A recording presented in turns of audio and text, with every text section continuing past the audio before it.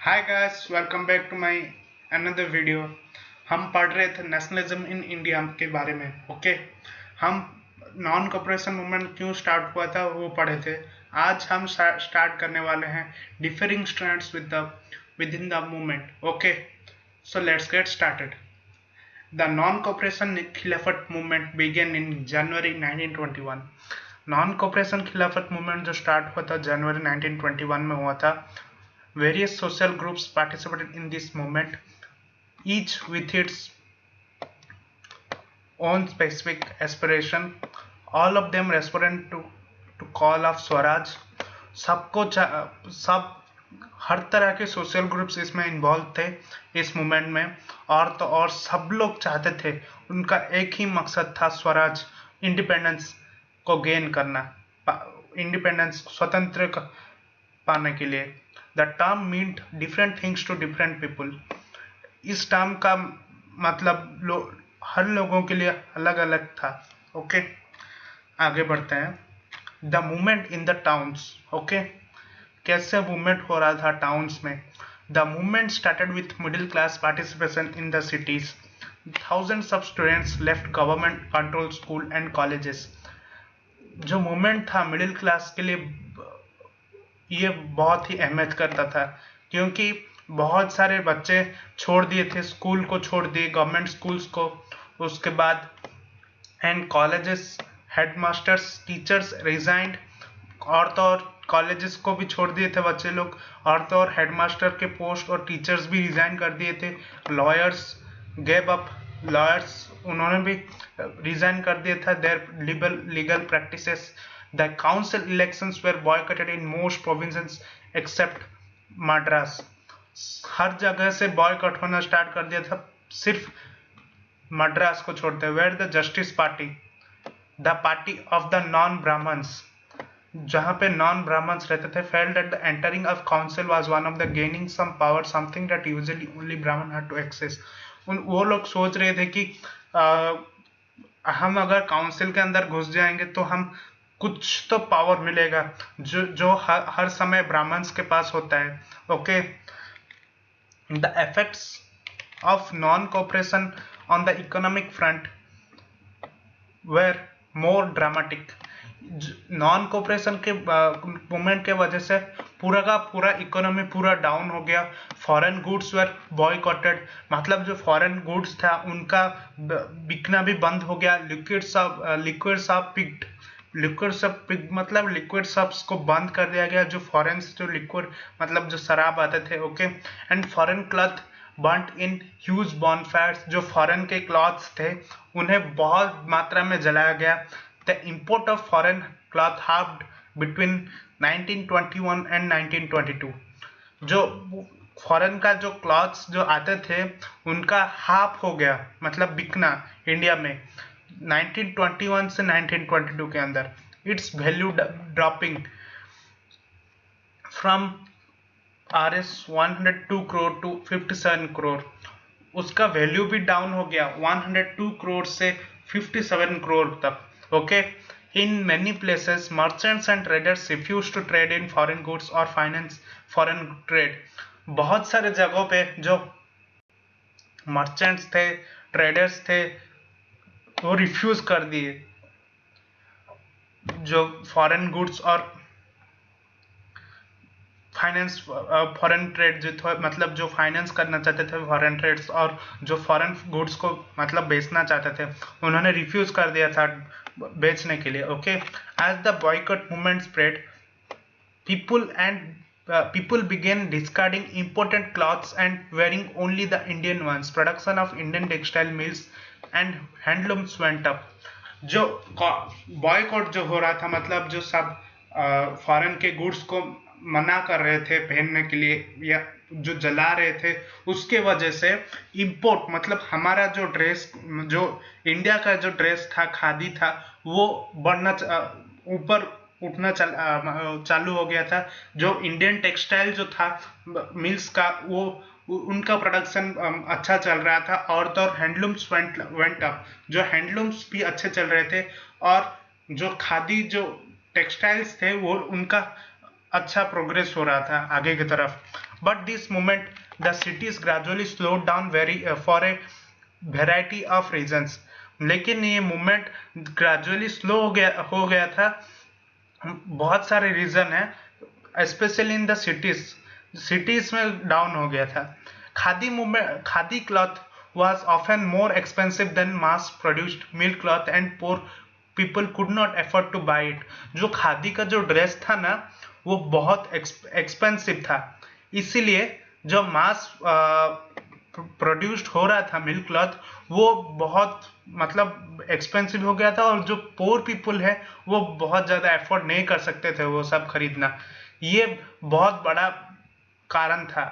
और how then could they boycott mill cloth for too long. और वो बहुत समय तक फॉरेन गुड्स को बॉयकॉट भी नहीं कर सकते थे क्योंकि उनके पास इतना पैसा नहीं होता था ड्रेस खरीदने के लिए. Similarly the boycott of China institution pose a problem. और इसके बाद जो बॉयकॉट ऑफ चाइना उन्हें भी प्रॉब्लम फेस करना पड़ा. For the movement to be successful alternative Indian institution had to set up so that they could be used in place of British ones. Indian institutions को भी ऐसा मतलब जो textiles बनाना चाहिए था ताकि जो ब्रिटिश वंस थे उन्हें टेक ओवर कर सकें. These were slow to come up. और ये सब स्लो हो गया था कम अप होने के लिए. So then teachers and students और teachers began trickling back to government school and lawyers joined back to the government courts. उसके बाद ये कितने दिन तक चलता, लोग कैसे रहते, हंगर मतलब जो उन्हें सैलरी नहीं मिलती थी, वेजेस नहीं मिलते थे, तो फिर ये कितने दिन चलेगा. इसीलिए टीचर्स स्टूडेंट्स और तो और जो बच्चों का नुकसान हो रहा था सब लोग स्टूडेंट्स टीचर्स ये सब ज्वाइन हो गए गवर्नमेंट स्कूल में. और जो लॉयर्स थे उन्होंने भी फिर से बैक कर दिया वर्क में गवर्नमेंट कोर्ट्स में. Okay. Rebellion in the country side. Rebellion in the country side इसका मतलब ये है कि जो लड़ाई हुआ था विलेज में, कंट्री साइड का ये मतलब है village. Okay. From the cities the non cooperation movement spread to the countryside. Cities से होते हुए द नॉन कोऑपरेशन मूवमेंट, जो नॉन कोऑपरेशन मूवमेंट था वो विलेजेस तक पहुंच गया. Okay. It drew to fall the struggles of peasants and tribals which were developing in different parts of India in the years after the war. और जो develop मतलब जो स्ट्रगल कर रहे थे पीजेंट्स और ट्राइबल्स डेवलप करने के लिए जो विलेजेस को. Okay. which were developing in different parts of India in the years after the war, जो वहाँ खत्म होने के बाद. In Awadh peasants were led by बाबा रामचंद्र. अवध में बाबा रामचंद्र ने पीजेंट्स को लीड करना स्टार्ट कर दिया. ए सन्यासी who had earlier been to Fiji as an indentured laborer. जो ये एक सन्यासी थे जो कि इंडेंचर लेबरर के द्वारा फिजी को गए थे, मतलब जो ऑस्ट्रेलिया के पास जो फिजी है वहां पे गए थे बॉन्डेड लेबर के हिसाब से. Okay. The movement were was against the talukdars. The जो मूवमेंट अभी जो लड़ रहे हैं वो तालुकदार्स के अगेंस्ट है. ओके. ये तालुकदार्स के अगेंस्ट है and landlords who demanded from peasants extraordinary high rents and a variety of other taxes. जो लेते हैं पीजेंट से बहुत सारे रेंट्स और variety of taxes. Okay. Peasants had to beggar and work at landlords farm without any payment. Peasants को जो किसान जो थे उन्हें वर्क करना पड़ता था.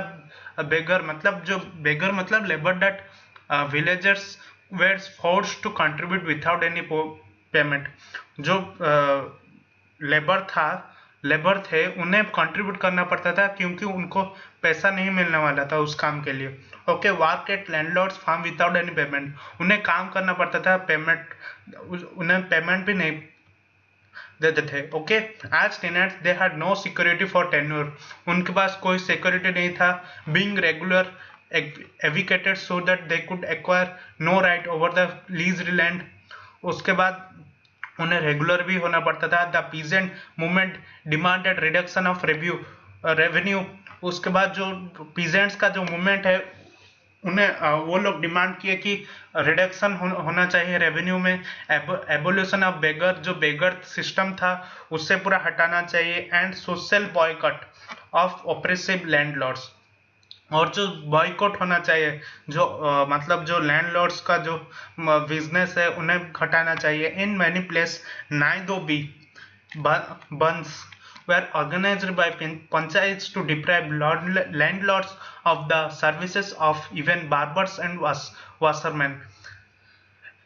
जो नाई नाई धोबी बंस थे वो ऑर्गेनाइज हुआ, ओके, बहुत जगह में। वेर उन्हें ऑर्गेनाइज किया पंचायत ने to deprive landlords of the services of even barbers and washerman.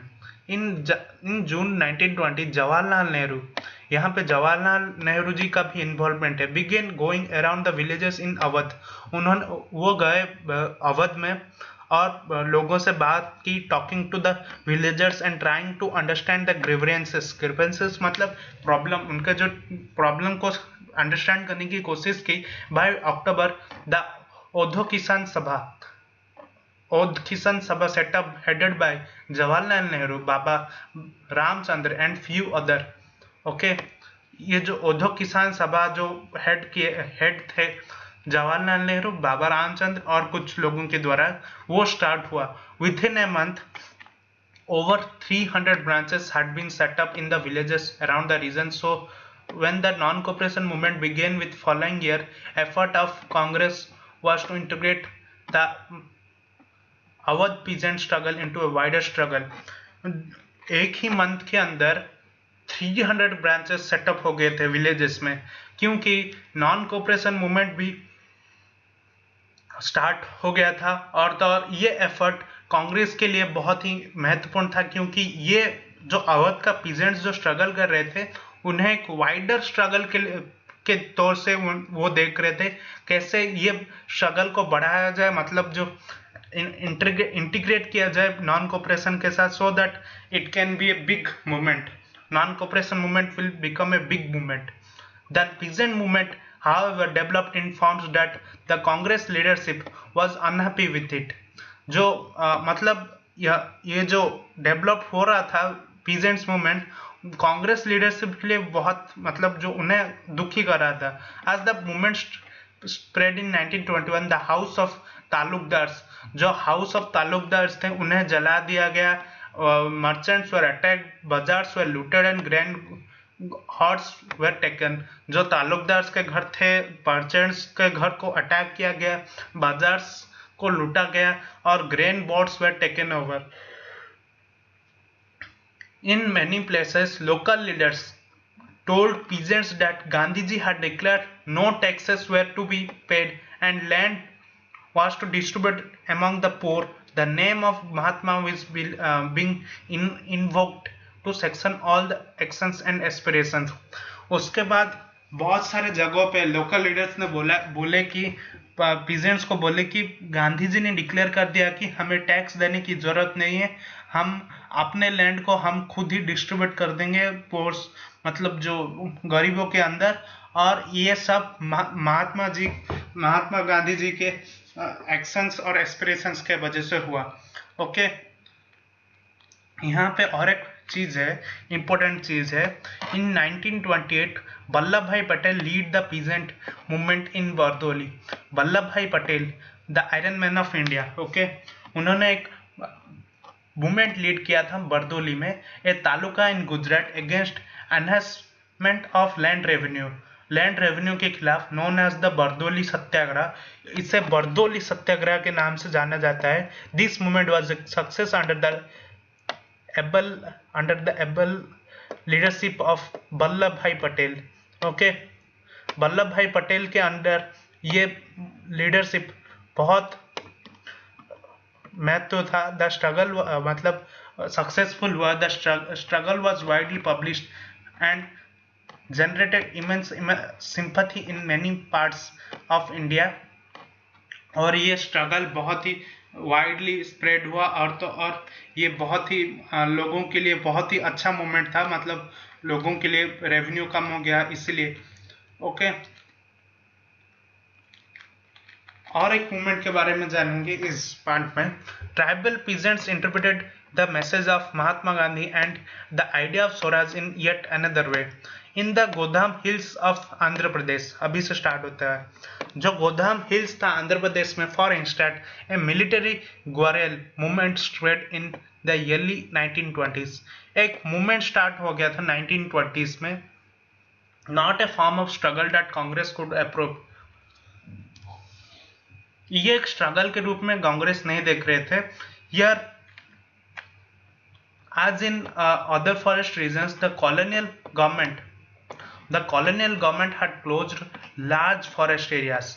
colonial government जो थे वो पूरा का पूरा बहुत ज्यादा एरिया कवर कर दिए थे और क्लोज कर दिए थे, preventing people from entering the forest to graze the cattle.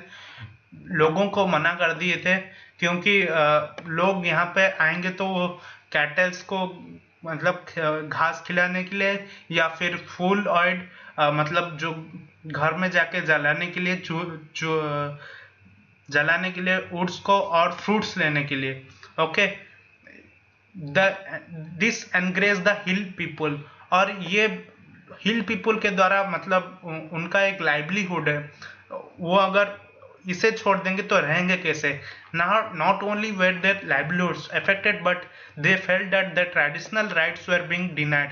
और तो और उन्हें लगा क्या कि जो ट्रेडिशनल राइट्स थे उन्हें उनसे दूर कर दिया गया। Okay, when the government began forcing them to contribute begar for road building, उसके बाद जब गवर्नमेंट जो कॉलोनियल गवर्नमेंट थे उन्हें लोगों को फोर्स किया गया कि रोड बिल्डिंग मतलब जो रोड बनाने के लिए उन्हें इन्वॉल्व होना पड़ेगा। उसके बाद जो द हिल पीपल रिवोल्टेड, उसके बाद उन्हें बहुत गुस्सा आ गया और उन्होंने एक रिवोल्ट शुरू कर दिया। The person who came to lead them an interesting figure, जो लीड कर रहे थे वो एक बहुत इंटरेस्टिंग फिगर थे, उनका नाम है अल्लूरी सीताराम राजू। याद रख दीजिए, ये one of the most important नाम है, Alluri Sitaram Raju.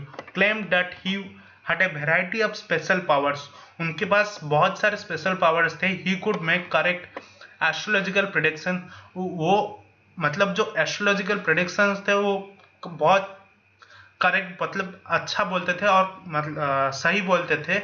And heal people and he could survive even bullet shots, और वो मतलब जो गांव में होते नहीं है जो वेद मतलब जो जड़ी बूटी लगा के लोगों को ठीक कर सकें, वैसे भी और तो और वो बुलेट शॉट्स जो गोली लगती थी उन्हें भी ठीक करने की काबिलियत रखते थे। Captivated by Raju, the rebels proclaim that he was an incarnation of God. उन्हें लगता था कि राजू को गॉड के द्वारा भेजा गया है। Raju talked about the greatness of Mahatma Gandhi, जो अल्लूरी सीताराम राजू थे वो हमेशा बात करते थे महात्मा गांधी के बारे में, उन्हें बोलते थे एक बहुत महान इंसान है। He said he was inspired by non cooperation movement, उन्हें इंस्पिरेशन मिला था राजू को नॉन कोऑपरेशन मूवमेंट के वजह से। Okay, and persuaded people to wear khadi, और तो और वो ये आइडिया भी स्प्रेड करने लगे कि खादी पहनो and give up drinking, but at the same time he assisted the Indian could be liberated only by use of force not non-violence। उन्होंने ये भी बोला है कि हमें फोर्स करने की जरूरत नहीं है, नॉन वायलेंस के द्वारा भी हम जीत सकते हैं इनसे। Okay, the Gudem rebels attacked police station, लेकिन फिर भी जो गोदाम के रेबल्स थे उन्होंने पुलिस स्टेशन को अटैक कर दिया। Attempted to kill British officer, और तो और लोगों को ब्रिटिश ऑफिसर्स को भी मारने की कोशिश की। And carried